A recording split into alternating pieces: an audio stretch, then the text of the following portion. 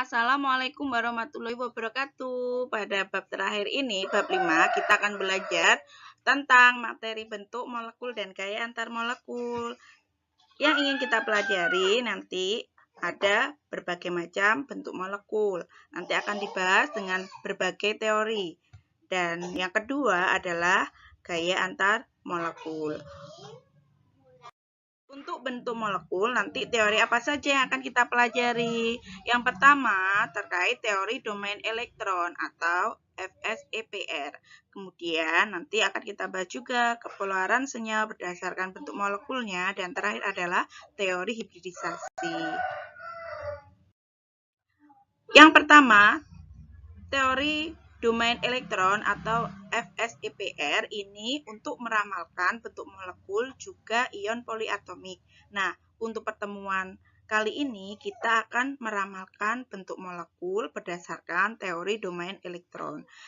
Yang perlu kalian pahami bahwasanya bentuk molekul dengan teori domain elektron itu didasarkan pada tolakan antar pasangan elektron dalam kulit valensi dari atom pusatnya. Jadinya yang perlu kita cermati adalah elektron valensi dari atom pusatnya untuk menentukan dia mengikat berapa atom dan memiliki atau tidak memiliki PeB. Nah, untuk kekuatan tolakan PeB dengan PeB itu akan lebih besar dari tolakan PeB dengan PeI. Dan yang paling kecil adalah PeI dengan PeI. Mengapa demikian? Nah, PeB memiliki kemampuan tolakan yang besar. Jadi, dia akan menggeser posisi dari PeI. Nah, PeB ini membutuhkan tempat yang luas, sehingga sudutnya akan memperkecil sudut dari PeI. Seperti itu. Kemudian jumlah domain elektron itu akan ditentukan berdasarkan setiap elektron ikatan. Baik tunggal, rangkap 2, atau rangkap 3 merupakan satu domain elektron. Nanti pada contoh macam-macam domain macam-macam bentuk molekul berdasarkan teori domain elektron akan saya jelaskan lebih jelas lagi. Kemudian setiap pasangan elektron itu akan terhitung satu domain. Seperti itu. Nah, bagaimana sekarang untuk menentukan tipe dari suatu molekul atau bisa juga kita disebut notasi FSEPR-nya. Nah, yang perlu kita ketahui adalah notasi FSEPR itu menunjukkan jumlah PeI yang kita notasikan dengan X dan PeB, pasangan elektron bebas, kita notasikan dengan E. Nah, untuk N itu sendiri, N adalah jumlahnya dari PeI dan M adalah notasi dari jumlah dari PeB, seperti itu, M. Kemudian A adalah atom pusatnya.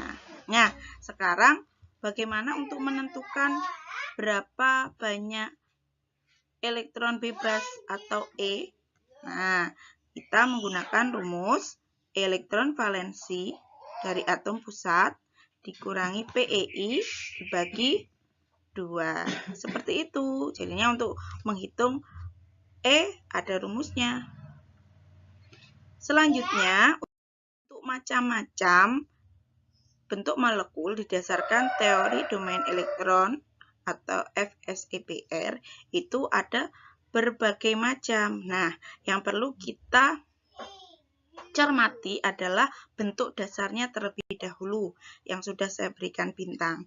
Nah, yang tidak saya berikan bintang berarti itu adalah turunan dari bentuk dasar. Nah, mengulang notasi FSEPR atau tipe dari molekul yaitu A atom pusat, N X adalah PeI, N adalah jumlah PeI-nya, M PeB, E adalah PeB dan M adalah jumlah PeP. Nah, seperti itu.